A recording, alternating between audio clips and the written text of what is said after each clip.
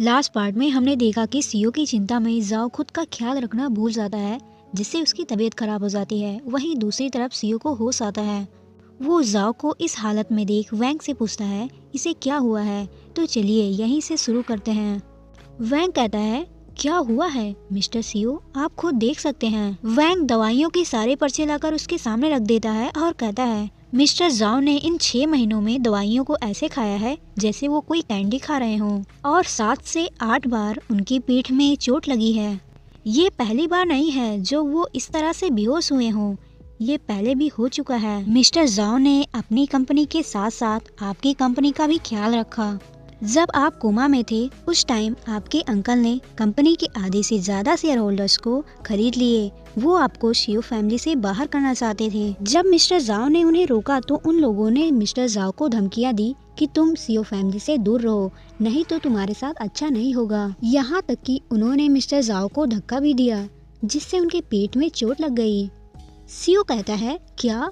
वैंग कहता है हाँ मिस्टर सीओ, इसकी वजह से मिस्टर जाओ को काफी दिन तक दर्द हुआ, यहाँ तक कि उन लोगों ने उनका अकाउंट भी चेक किया और मिस्टर जाओ को वहाँ से बाहर फेंक दिया। सीओ कहता है क्या ब्रदर ने मेरे लिए इतना बड़ा सेक्रीफाइस किया? मैं सच में उनके काबिल नहीं हूँ। वैंग कहता है मिस्टर सीओ, अगर आप सच में मिस्टर जाओ के लिए कुछ करना चाहते हो तो फ्यूचर में उनके साथ अच्छे से पेश आना और हमेशा उनके प्रति ईमानदार रहना। दोबारा उन्हें कभी निराश मत करना।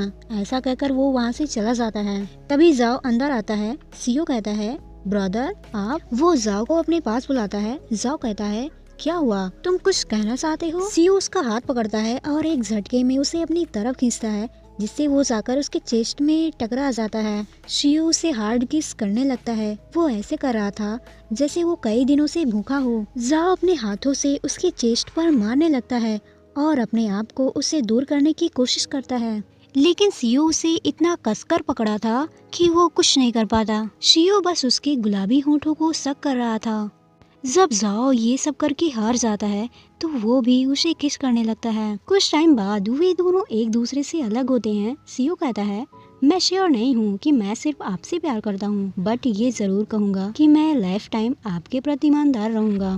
तो क्या आप अभी भी मेरे साथ रहना चाहते हैं? जाओ कहता है मैं टहलने के लिए बाहर जा रहा हूँ।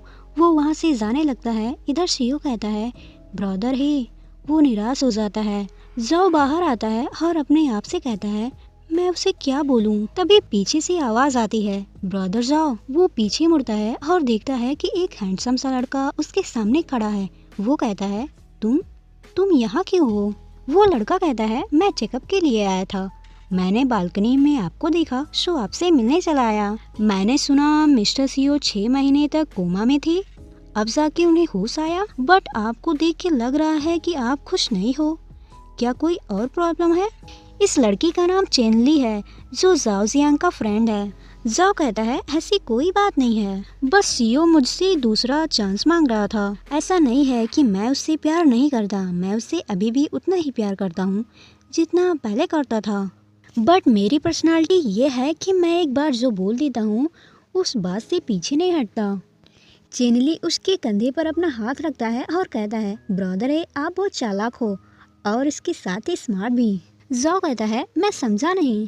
चेनली कहता है जब मिस्टर सीओ आपको धोखा दे रहे थे तब आपने उसे न छोड़ने का फैसला लिया, इसलिए मिस्टर सीओ को धीरे धीरे एहसास हुआ कि उन्होंने गलतियां की और उन्होंने प्यार और शादी को समझा। मानता हूँ कि मिस्टर सीओ ने पास्ट में बहुत सारी गलतियाँ की हैं, बट ये मत भूलिए उन्होंने आपको बचाने के लिए अपने जान की परवाह भी नहीं की। इसलिए मेरा तो यही मानना है कि मिस्टर सीओ को एक चांस मिलना चाहिए। जाओ कहता है तुम सही कह रहे हो चेनली, थैंक यू सो मच, तुमने मेरा कंफ्यूजन दूर कर दिया। चेनली हंसते हुए कहता है मैं तो बस बकवास कर रहा था और आपको मदद मिल गई। जाओ कहता है जब तुम मेरी फीलिंग समझ सकते हो तो तुम अपनी क्यों नहीं समझ रहे। चेनली थोड़ा सा उदास हो जाता है। जाओ कहता है जब ड्यूआन तुम्हारी परवाह नहीं करता तो तुम उससे क्यों सह रहे हो। चेनली कहता है इसलिए तो मैं उसे डिवोर्स देने वाला हूँ। जाओ कहता है डिवोर्स देने के बाद क्या करोगे, अपने फ्यूचर के बारे में कुछ सोचा है? चेनली कहता है सोचा है ना, मैं सबसे पहले एक जॉब देखूंगा। जाओ कहता है तो तुम मेरी कंपनी में क्यों नहीं आ जाते? तुम और ड्यूआन ने एक साथ कई बड़े प्रोजेक्ट पर काम किया था और वो सक्सेस भी हुआ था। मैं तुम्हारे टैलेंट से बहुत प्रभावित हूँ। तुम्हारे जैसे टैलेंटेड लोग मैं कैसे छोड़ सकता हूँ। वो उसके कंधे पर सर रख कर कहता है, brother he thank you so much. वो थोड़ा सा इमोशनल हो जाता है और कहता है, ब्रदर ही जब मैं आप सबको खुश देखता हूँ तो मुझे एहसास होता है कि ये दुनिया इतनी भी बुरी नहीं है। मैं बस यही चाहता हूँ कि आप और मिस्टर सीओ हमेशा खुश रहें। वो जाओ को प्यार से गले लगा लेता है। बेचारा सीओ चुपके से ये सब देख रहा था। उसे देख कोई कह नहीं सकता था कि वो 6 महीने से कोमा में था। जाओ सीओ के पास आता है। सीओ ये पूछने के लिए उतावला था कि वो लड़का कौन है। वो जाओ से पूछ ही लेता है, ब्रदर है वो लड़का कौन था?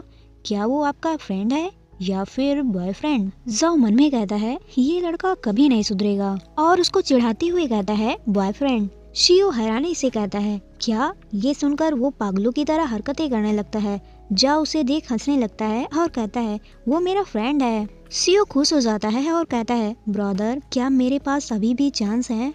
जाओ लिप के निचले पार्ट को अपने हाथ से पकड़ता है और कहता है, क्या जानना चाहोगी? वो धीरे धीरे उसके करीब बढ़ता है। वो इतना करीब आ जाता है कि दोनों की गर्म सांसें एक दूसरे को फील हो सकती थी और कहता है, चलो बाहर चलते हैं। सीओ कहता है, क्या? जाओ कहता है, डेट करने। सीओ ये सुनकर काफी खुश हो जाता है।